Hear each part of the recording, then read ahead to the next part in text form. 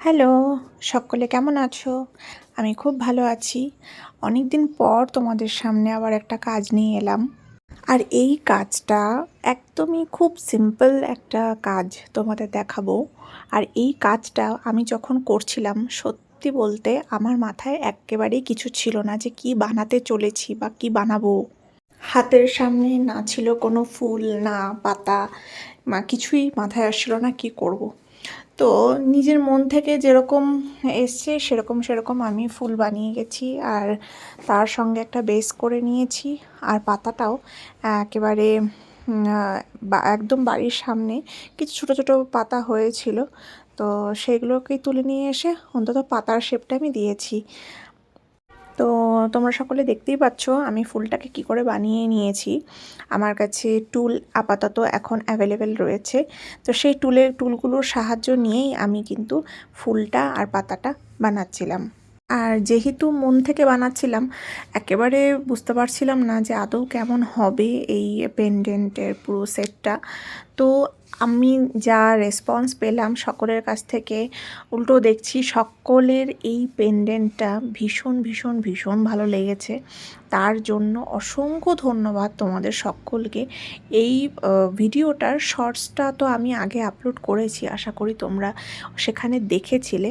তো এই ভিডিওটা আমি একটা বড় ভিডিও তোমাদের সাথে শেয়ার করলাম, কি কালার করেছি, কোনটার পর কোনটা কালার করেছি, কিভাবে পুরো জিনিসটা সেট করেছি তোমাদেরকে পুরোটাই দেখালাম।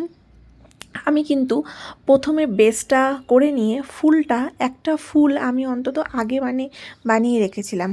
আর তোমরাও কিন্তু এরকম যখন করবে এই ফুলগুলোকে আলাদা আলাদা করে বানিয়ে নেওয়ার চেষ্টা করবে। বানিয়ে রেখে দিলে একটু ড্রাই হয়ে এলে ক্লেটা তখন বসাতে ভীষণ সুবিধা হয় বেসের ওপর। আর বেসটা যখন কাঁচা থাকবে তখন তোমরা সেই ড্রাই হয়ে যাওয়া ফুল পাতা যেটাই করেছো না কেন সেইগুলো ড্রাই হয়ে এলে সেইটা কাঁচা ক্লের উপরে বসাতে খুব সুবিধা হয়। একটু ফেভিকল নিয়ে তারপর ফেভিকলের মাধ্যমে সেগুলোকে বসালে সে খুব পাকাপোক্ত একদম খুব শক্ত হয়ে জিনিসটা তৈরি হয়। আর আমার এখানটায় যেহেতু একটু ওয়েদারটা একটু বৃষ্টি বৃষ্টি ওয়েদার থাকে, তাই আমার এখানটা শুকোতেও ভীষণ কষ্ট হয়।